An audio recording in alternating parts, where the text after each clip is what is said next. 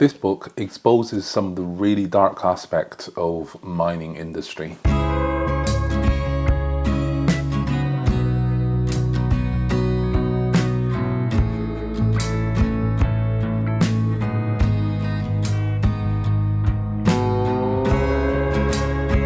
Hello everyone, welcome to Harry's Book Cafe. Before I continue with the review of the book, I do have to let you know that the book deals with some really uncomfortable issues such as death of children and modern day slavery. So if you are uncomfortable with those issues, please be warned. Cobalt Red is written by the author Siddharth Kara. He is a visiting professor of Nottingham University. He specializes in modern day slaveries. He has written publications of modern day slaveries and sex trafficking. So Professor Kara is an expert in those areas, and many of those has been touched in the Cobalt Red.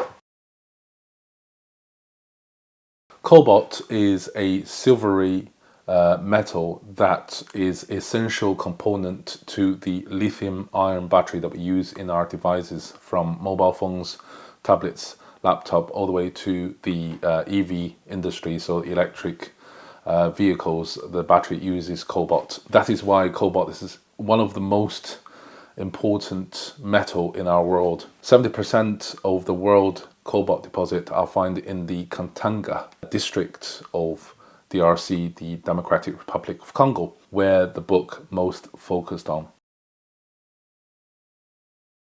This is a book of desperation, of poverty, of destitution, of not having choices. It exposes the discrepancies between what the tech company tells you from their corporate social statements about not using child labor, about being clean of their supply chains, to the harsh realities on the ground of the DRC. The author has traveled to the DRC many times, the Congo district in particular, in the pursuit of discovering the truth of the conditions of the cobalt mining. Many of those mines are industrial mining service carried out by multinational companies. However, on the sidelines of those industrial giants, there are certain mines, in fact quite a lot of them, are being mined by what is dubbed as the artisanal miners. Now, when you heard the word artisan or artisanal, you sort of think something cute and quaint. However, the fact is the direct opposite. Artisanal miner simply means here of miners using their bare hands or rudimentary tools such as rebar to dig into the earth.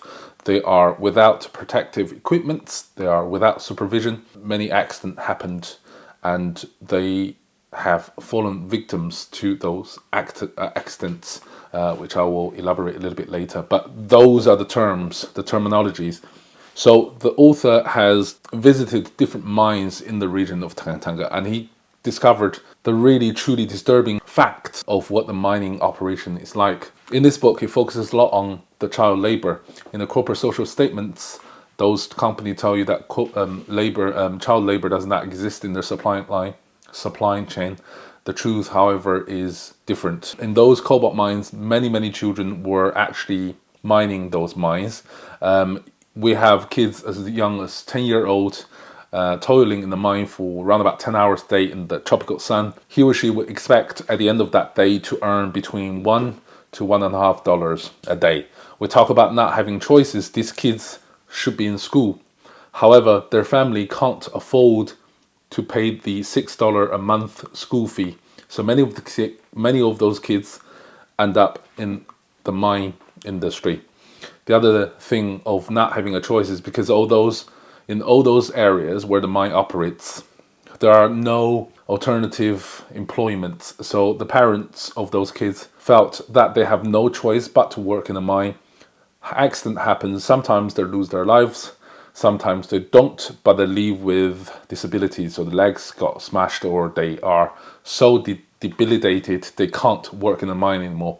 As a result of that, the kids has to taken over the baton from the parents. They themselves then have to toil in the mine. So it's a really negative circle And because there's no alternatives, they can't really get out of that line. Most part of the book seeks to examine the dynamics between the artisanal miners and some other parts of the bottom of the supply chain, such as the middlemen and the depot. Because most of these artisanal miners don't have means of transportations, they have to sell their cobalt ores to the middlemen, who then will sell them onwards to the depot for a much higher price, simply because they have motorbikes or lorry with which to transfer those ores. So because of that, they were able to take advantage of that and make tons of money.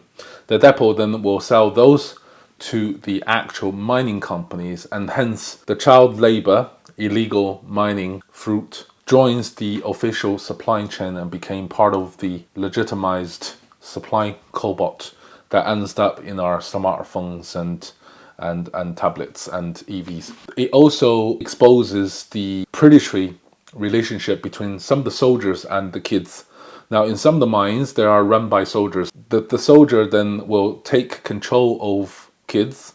The kids have no choice but to work all day in the mine and sell those ores to the soldier, because if they were then to refuse to sell to the soldier and go directly to the depot, they will be shot. And the book has documented a few instances where things like this has happened, and it's really, really heartbroken. The book becomes sad and heartbroken to read towards the end, where the author documents first-hand conversation between the parents who have lost their kids in the mining collapse accident. And those conversations, it's just heartbroken when you read, and you can't help but to imagine you were in that situation and you have no choice but to send your kids to the mining operation, knowing that the chances of the mine collapsing and killing your children is extremely high, and yet you have no choice. And that's why I said this book is about despair, because there simply isn't any alternative. And I can't help but to think that this is the very definition of hell. There's just no alternative, no hope. The most ironic thing of the whole mining operation, the cobalt mining, the diamond mining, the gold mining previously, can all be avoided. And that's the most ironic thing of the whole situation. One of the chapters deals with the history of the DRC, and in the 1960s, DRC gained its independence from Belgium. It became Democratic Republic of Congo. Previously, it was known as Belgium Congo, led by a prime minister who is democratically elected. However, because he refuses to deal with Westerners, they had to get rid of him, because they want the Katanga, the area that has the most mineral wealth, to be independent. Therefore, they assassinated him and tried to get that part of the country to be apart from the DRC. They then, led by Americans and Belgium, they then inserted another guy, Mobutu, to be the president of Democratic Republic Congo. Now, Mobutu is one of the most, or was one of the most corrupt African leader ever known. So it really exposes the hypocrisies of the West, especially the American government, how many coups and interventions American has involved in African countries and Caribbeans and South Americans. So it really exposed that part, which I really appreciate.